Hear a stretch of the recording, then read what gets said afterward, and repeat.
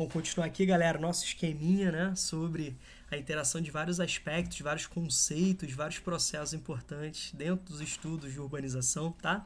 Então, galera, dentro aqui desse aspecto, dando continuidade, o que a gente vai perceber? Que o processo de gentrificação, né, essa refuncionalização de novas áreas, de áreas degradadas, que passa por um processo de enobrecimento a partir de interesses, né, do setor terciário, isso é a partir de interesses do setor financeiro. Então, nós temos, no lugar de casas, construção de prédios comerciais, né? Então, você tem um processo de valorização. Com isso, a gentrificação vai intensificar ainda mais a lógica de verticalização. Vai intensificar ainda mais a lógica da periferização marginal, da expulsão da população pobre e trabalhadora para outras áreas. Então, intensificando o processo, né, de migração pendular. Então, nós temos todo esse processo, né, relacionado à gentrificação, tá bom? Por outro lado, a gente precisa relacionar a um outro aspecto interessante. O que a gente vai perceber? Que cada vez mais a população vai se autossegregar. No caso, a população de alto poder aquisitivo. Rômulo, como assim se autossegregar? Beleza? A população que vai morar em áreas, né, periféricas marginais, em áreas favelizadas, aglomerados subnormais, há um processo de segregação. Eles não gostam de serem segregados, não terem atendimentos, né, dos serviços públicos bacana. Quando a gente fala de autossegregação, a gente está falando por opção, ou seja, uma parcela da população que está diretamente relacionado a um processo de afastamento dos grandes centros, fugindo daqueles fatores repulsivos dos grandes centros, como, por exemplo, a violência, o estresse, a correria, os congestionamentos, né? Toda aquela agitação, elas preferem se autossegregar, tá legal? Alguns processos de autossegregação, inclusive, são em áreas afastadas da região central, contando, né, com importantes infraestruturas viárias, vias expressas ligando bairros mais afastados à região central. Áreas de moradia de população rica em área central, onde você tem o emprego, onde você tem os serviços de escola, universidades, laboratórios, hospitais, bancos, né? O grosso do comércio, ou seja, o distrito central de negócios. Vamos pegar, por exemplo, a Barra da Tijuca, partes, né, da Barra da Tijuca, que é uma área, né, afastada da região central, mas onde você consegue perceber a presença, a construção e expansão de vários enclaves fortificados. Certo? Que é um exemplo clássico, né, de autossegregação. Rômulo, como assim enclaves fortificados? Enclaves fortificados é o nome dado para o processo de autossegregação, né, da construção de espaços, né, de autossegregação típico da população de alto poder aquisitivo, como, por exemplo, condomínios fechados, como, por exemplo, shopping center. Então, a gente vai perceber o seguinte, o que nós temos ali?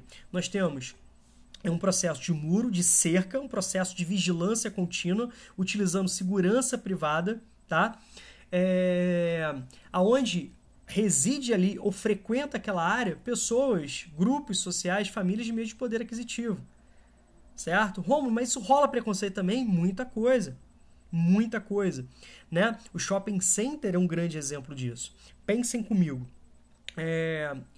Pesquisem depois sobre os chamados rolezinhos, né, que ganhou corpo em São Paulo ali em 2009, mais ou menos, e tal, 2010, onde grupos de jovens de periferia marginalizada marcavam encontros através das redes sociais e se encontravam no shopping, certo? Eles não tinham a grana para consumir aquilo que o shopping ofertava em termos privados, mas eles se aproveitavam do espaço, né? Eles não poderiam comprar, eles não teriam o poder aquisitivo para comprar, mas eles poderiam desfrutar de espaços considerados, né, públicos, né, um espaço privado que presta um serviço público, uma área, né, que teoricamente deveria ser, como por exemplo o espaço, a praça de alimentação, né, os corredores, né, e tudo aquilo, né, os jardins em volta, todo aquele processo de pátio para encontrar a população jovem. Isso, de certa forma, começou a desagradar uma parcela da população e chegar ao ponto dos seguranças começarem a barrar a presença desses jovens. E você fala, Rômulo, como assim que barra? Então, através de critérios como, por exemplo, a cor da pele, como, por exemplo, as roupas, tá certo? Rômulo, mas isso não vai de encontro, né, à legislação, à Constituição? Obviamente. Isso não é crime inafiançável, preconceito? Sim, tá? Mas você pode perceber como que isso reproduz, né, os preconceitos históricos que nós temos, tá certo?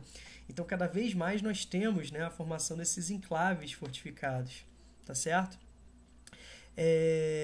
A gente pode perceber também, outro aspecto importante, que isso virou uma grande mina de ouro, né? Investimento em segurança privada. Reparem que muitos políticos, inclusive, né, militares de alta patente, passam a ser detentores de grandes empresas ligadas à segurança privada, que teoricamente vão fazer o processo de segurança, né, dos espaços privados. Quando você vai a um shopping, né, a portaria de prédios, você começa a perceber a vigilância ali. E isso, assim, a violência gera lucro, a segregação gera lucro, o preconceito gera lucro, que é muito bem aproveitado por uma pequena parcela da população. Resumindo, gente, o desconhecimento leva ao preconceito. Então, o primeiro aspecto para a gente começar a diminuir esse preconceito é justamente a gente entender esses processos, essas dinâmicas, né? Ter maior conhecimento sobre as complexidades das interações, e isso acontece também nos estudos de geografia humana, nos estudos de geografia urbana, onde tais caracterizações gritam, né, cada vez mais aos nossos olhos. Então, depois dessa sequência aí de estudos, depois dessa sequência aí de informações, eu queria que ficasse bem claro para vocês a relação entre esses variados conceitos. O conceito de gentrificação, o conceito de segregação socioespacial, o conceito de periferização, de favelização, de conurbação, de migração pendular, né? De verticalização, tá certo? O processo, né, de construção de áreas autossegregadas, os chamados enclaves fortificados, tá certo? Todo o preconceito envolvido em toda essa dinâmica de disputa do solo urbano, tá? Então eu quero que você entenda a relação entre esses conceitos. Então não basta saber apenas o conceito, não basta apenas dominar, né, os conceitos, até mesmo decorar aquilo que você lê na apostila, né, que você lê em um livro e tal, que você pesquisa em algum site na internet. Não basta, não é suficiente isso. Os exercícios, as questões, os concursos, os vestibulares, o Enem, eles exigem essa interação entre os mais variados tipos, né, de conceitos urbanos, tá bom? Então, espero que eu tenha conseguido, através desse esquema, né, tenha conseguido apresentar isso para vocês de uma forma a integrar esses variados, né, conceitos importantes para a geografia urbana, tá bom? Aqui, beijo para vocês, grande abraço, até a próxima aí.